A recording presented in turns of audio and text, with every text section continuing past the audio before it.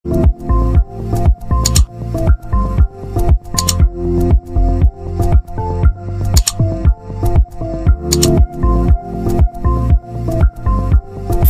kita lanjut, subscribe dulu ya. Assalamualaikum warahmatullahi wabarakatuh. Berjumpa lagi dengan Pak Dedi. Pada video kali ini kita akan membahas bagaimana proses pelaksanaan PPG dalam jabatan kalau pelaksanaannya daring, full daring. Sebelum kita membahas proses tersebut, sedikit saya beri gambaran kepada Bapak Ibu sekalian bahwa hasil UKM PPG tahun 2020 diikuti oleh 38.851 orang, sedangkan yang lulus sebanyak 20.532 dan yang tidak lulus sebanyak 18.319 orang. Lulus hanya 52,85%, tidak lulus 47,15%.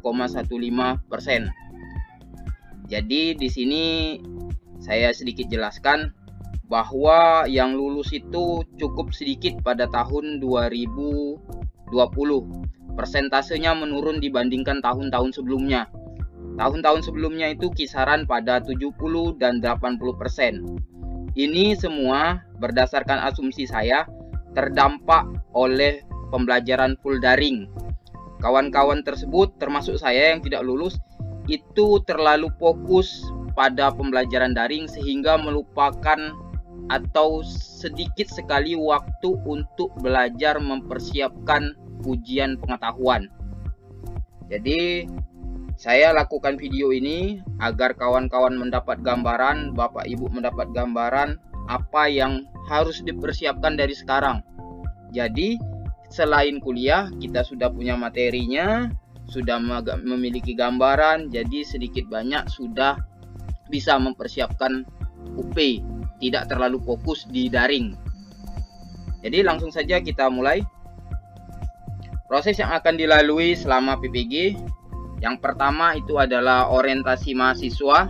Ini 1 hari, pertemuannya pihak kampus dengan mahasiswa itu dilakukan melalui Zoom meeting. Ini hanya perkenalan dan orientasi awal terhadap apa yang harus kita lakukan selama menjadi mahasiswa PPG. Yang kedua, setelah orientasi, kita akan mulai belajar yaitu pendalaman materi. Pendalaman materi selama 30 hari.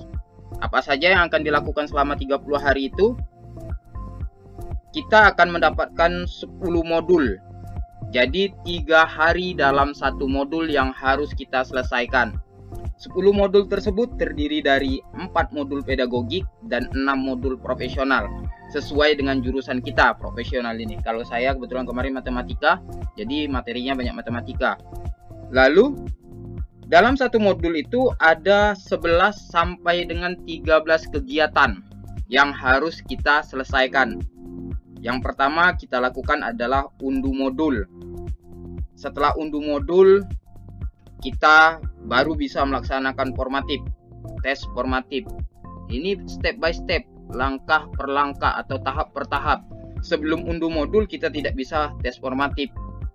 Kemudian modul ini ada 4 kegiatan belajar, maka 4 modul yang harus kita unduh. Lalu misal ada 5 kegiatan belajar, 5 yang harus kita unduh. Tes formatif sebanyak kegiatan belajarnya. Kalau kegiatan belajar atau modul yang kita unduh 5, maka tes formatifnya ada 5. Lalu forum diskusi. Forum diskusi ini hanya untuk per modul, bukan per kegiatan. Jadi dalam 1 modul itu ada forum diskusi. Yang pertama diskusi melalui tulisan atau chatting di LMS, Learning Management System. Kita berdiskusi dengan kawan di situ, saling bertukar informasi, dan juga ada diskusi yang diikuti oleh pihak kampus atau dosen.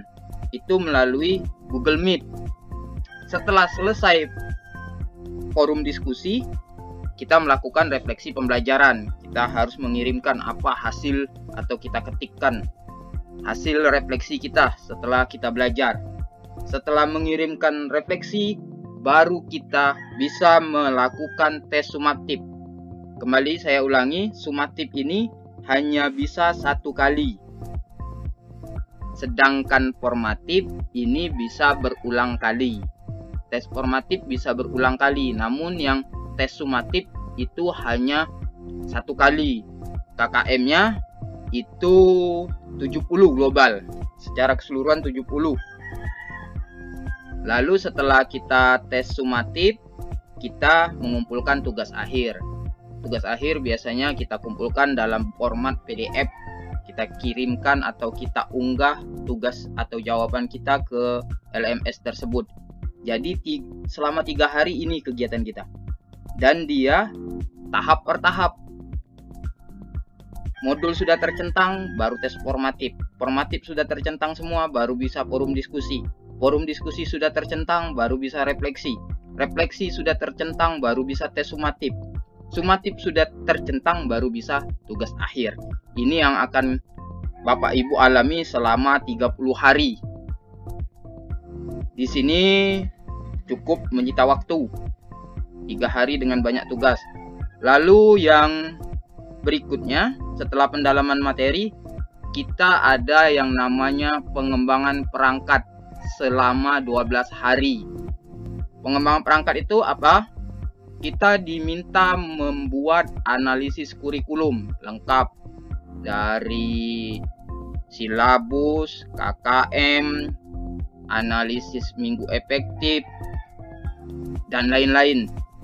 Seluruh analisis kurikulum. Kemudian membuat RPP 3 pertemuan, membuat bahan ajar 3 pertemuan, LKPD 3 pertemuan, media pembelajaran 3 pertemuan, instrumen evaluasi juga untuk 3 pertemuan. Jadi RPP, bahan ajarnya 1 RPP, dilengkapi dengan bahan ajar, LKPD, media dan instrumen. RPP kedua demikian juga, RPP ketiga juga demikian. Ini dibagi menjadi 4 hari, kalau saya tidak salah ingat itu 4 hari. Ini 4 hari, ini 4 hari, lalu media dan instrumen juga 4 hari. Ini juga per step, per langkah. Setelah pengembangan perangkat, kita akan melakukan kegiatan review dan refleksi perangkat pembelajaran. Jadi perangkat pelajaran yang kita buat akan direfleksi. Ini semuanya proses pertemuan kita dengan dosen itu melalui Google Meet. Jadi ini di review biasanya melalui Google Meet selama 8 hari. Kemudian jika ada setelah direview perlu perbaikan, harus kita unggah ulang. Kita perbaiki lagi perangkat-perangkat yang sudah dibuat. Nah, yang terakhir ada kita praktek mengajar. Praktek mengajar ini kita akan seolah-olah mengajar secara daring dan rekan-rekan kita sesama mahasiswa itu akan menjadi guru. Akan menjadi siswanya, rekan-rekan guru akan menjadi siswanya. Tujuannya apa? Tujuannya untuk kegiatan berikutnya. Kegiatan berikutnya itu adalah uji komprehensif. Uji komprehensif atau uji kompre, UK. Ini dilaksanakan 1 hari. Apa yang akan diujikan? Kita akan diuji oleh 2 orang dosen selama kurang lebih 30 menit. Kita akan melakukan praktek mengajar. Nah, pada sebelumnya kita sudah melakukan praktek mengajar, sudah dilatih untuk persiapan uji kompre. Praktek mengajar kalau pada review ini siswanya adalah kawan-kawan mahasiswa, kawan-kawan guru. Sedangkan di sini kelasnya maya, jadi kita itu mengajar tanpa ada siswa. Setelah kita mengajar kurang lebih 15-20 menit, lalu kita akan ditanya juga, itu kurang lebih 15-20 menit juga tanya jawab, ditanya oleh kedua orang dosen penguji. Setelah uji komprehensif, dilanjutkan dengan kegiatan PPL 1. Perlu saya ulangi, uji kompre ini ada yang tidak lulus. Kalau tidak lulus diwajibkan mengulang. Kalau tidak mengulang tidak bisa ke PPL 1. PPL 1 dilaksanakan selama 12 hari. Apa yang akan kita lakukan? 12 hari ini kita akan dibagi menjadi 6 hari pertama dan 6 hari kedua. 6 hari yang pertama kita melakukan kegiatan mengajar. Kegiatan mengajar kita direkam. Lalu rekamannya harus kita unggah ke YouTube channel agar dilihat oleh dosen. Lalu melakukan kegiatan non mengajar juga direkam. Ini bisa kita selaku TU atau membantu tugas TU, membantu tugas pustakawan atau membantu tugas laboran. Kita hanya membantu tugas tambahan yang bisa dilakukan selain mengajar di sekolah. Juga dibuatkan video YouTube-nya dan dikirimkan juga ke dosen agar dosen bisa menganalisisnya.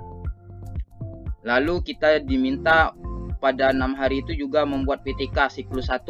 Sedangkan untuk 6 hari keduanya itu sama, melakukan kegiatan mengajar, non mengajar, namun untuk siklusnya siklus 2. Lalu perangkat pembelajaran yang digunakan perangkat yang mana? Perangkat yang sudah kita kembangkan dan sudah kita review ini. Jadi perangkat ini sudah dikembangkan, direview, akan digunakan ketika PPL nanti. Selanjutnya untuk setelah PPL 1 selesai, kegiatan berikutnya adalah review. PPL 1 itu selama 4 hari. Apa tugas kita? Kita memiliki LK1 sampai LK4, lembar kerja 1 sampai dengan lembar kerja 4. Lembar kerja 1 itu review terhadap video mengajar. Lembar LK2 itu review terhadap kegiatan non mengajar. LK3 itu review untuk PTK siklus 1 dan siklus 2. LK4 itu RTL, rencana tindak lanjut kita setelah selesai PPL ini, RTL untuk PPL 2. Lalu kegiatan berikutnya adalah PPL 2, dilaksanakan selama 6 hari. Kegiatannya apa? Sama dengan PPL 1 tadi, kita melakukan kegiatan mengajar. Ini bukan selama 6 hari itu kita melakukan kegiatan mengajar terus, enggak. 1 kali kegiatan mengajar namun divideokan, 1 kali kegiatan non mengajar juga divideokan.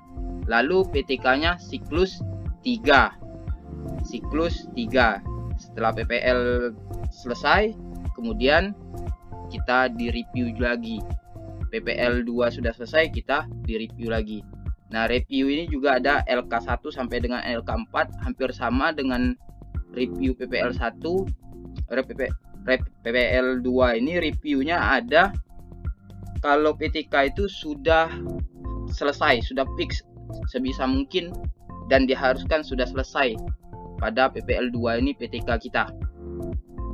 Setelah PPL 2 selesai, kita mulai uji kinerja 1 hari. Kenapa uji kinerja ini warnanya berbeda dengan yang lain? Pada uji kinerja ini salah satu yang menentukan kelulusan, bukan meniadakan atau menyepelekan kegiatan-kegiatan sebelumnya. Puncak dari kelulusan kita itu ada di UKIN dan UP, uji kinerja dan uji pengetahuan. Uji kinerja itu apa? Uji kinerja kita melakukan mengajar selama 30 menit, direkam lalu diupload ke YouTube. Beserta perangkatnya ini juga akan dikirimkan ke Google Drive. Jadi videonya ini bisa ke YouTube, bisa ke Google Drive. Namun perangkat pembelajarannya itu harus diupload ke Google Drive agar bisa diunduh oleh penguji. Selain praktek mengajar yang divideokan selama 30 menit, ada yang namanya portofolio. Portofolio itu apa? Kita harus diminta mengumpulkan kegiatan apa yang pernah diikuti. Jadi kumpulan sertifikat selama 2 tahun yang pernah kita ikuti. Lalu karya inovasi apa yang pernah kita buat selama 2 tahun. Misal media pembelajaran kah atau yang lain. Lalu publikasi karya ilmiah. Apakah kita pernah mempublikasikan PTK kita atau kita pernah membuat buku teks atau lain-lain. Kemudian refleksi diri. Refleksi diri ini biasanya kemarin apakah kita melakukan analisis terhadap pembelajaran yang kita lakukan ataupun hasil ulangan siswa. Nah, kita refleksikan tidak kepada pembelajaran setelahnya. Jadi refleksi diri ini kalau saya kemarin itu hasil analisis hasil ulangan siswa. Semua file itu dikirimkan ke Google Drive agar bisa diunduh oleh penguji. Yang kedua, atau yang ujian yang tak kalah penting adalah UP. UP ini merah. Kita ditentukan di sini. Uji pengetahuan 1 hari. Kalau UKIN ini masih ada campur tangan atau wewenang kampus. Namun di sini tidak ada lagi. Kita full ujian secara online atau daring. Kita ujian online atau daring di tempat yang telah ditentukan. Soalnya 120, dikerjakan selama 3 jam, KKM 70. Jadi 120 soal ini terdiri dari pedagogik dan profesional. Itu 60% pedagogik, 40% profesional. Jadi ini yang akan kawan-kawan lalui. Kawan-kawan harus persiapkan diri. Apa yang harus dipersiapkan? Persiapan yang harus dilakukan: 1. Ikuti kegiatan pelatihan yang dilaksanakan oleh Kementerian Pendidikan dan Kebudayaan RI atau pihak lain yang berkaitan dengan tupoksi guru. Apa fungsinya? Agar memiliki sertifikat yang bisa kita kumpulkan ketika UKIN. Yang kedua, perbanyak pengetahuan mengenai pemanfaatan teknologi informasi seperti Google Drive, YouTube, dan aplikasi pembelajaran. Google Drive, bagaimana cara mengunggah atau mengirimkan berkas di Google Drive, bagaimana mengupload video ke YouTube, pemanfaatan aplikasi pembelajaran. Bagi matematika itu kemarin ada membahas tentang GeoGebra. Silakan kawan-kawan matematika untuk mempelajari apa itu aplikasi GeoGebra. Lalu yang selanjutnya, lengkapi perangkat pembelajaran dari sekarang. Jadi ketika kita diminta membuat perangkat, kita sudah punya. Jadi tidak terlalu banyak makan waktu karena waktunya sangat singkat. Lalu pelajari kerangka pembuatan PTK. Karena kita diminta membuat PTK, pelajari dari sekarang. Bagi yang belum pernah membuat PTK, pelajari kerangka PTK itu seperti apa. Lalu 1, 2, 3, 4 ini bisa kita persiapkan dari sekarang. 5 dan seterusnya ini ketika melaksanakan PPG. Yang pertama adalah jaga kesehatan dan stamina. Yang keenam, manfaatkan waktu sebaik-baiknya. Jangan ada menunda-nunda tugas karena hari ini tugas kita tunda, besok tugas akan menjadi menumpuk yang harus kita selesaikan. Ketujuh, beri pemahaman kepada keluarga, baik itu suami atau istri, bahwa PPG ini akan menyita waktu dan perhatian. Karena kita akan lebih sering di depan laptop daripada di depan keluarga kita. Daripada bercengkrama dengan keluarga, kita lebih sering di depan laptop. Jadi beri pemahaman kepada keluarga untuk mendukung.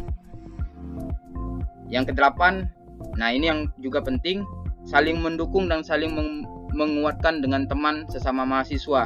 Jadi maksudnya di sini bukan saling mencontek atau lain-lain ya. Saling mendukung ini misal ada teman yang tidak memahami teknologi, saling bantu, saling menguatkan. Jika ada yang sedang sakit itu harap kita langsung hubungi pihak kampus untuk menjelaskan. Dan yang terakhir adalah jangan lupa berdoa, mohon kepada Tuhan Yang Maha Esa, Allah Subhanahu wa taala, agar kita diberi kemudahan. Mungkin ini saja video yang bisa saya sampaikan. Terima kasih atas perhatiannya.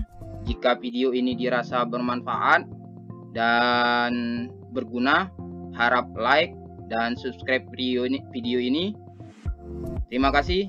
Bila bisa bilhaq, fastabiqul khairat. Wassalamualaikum warahmatullahi wabarakatuh.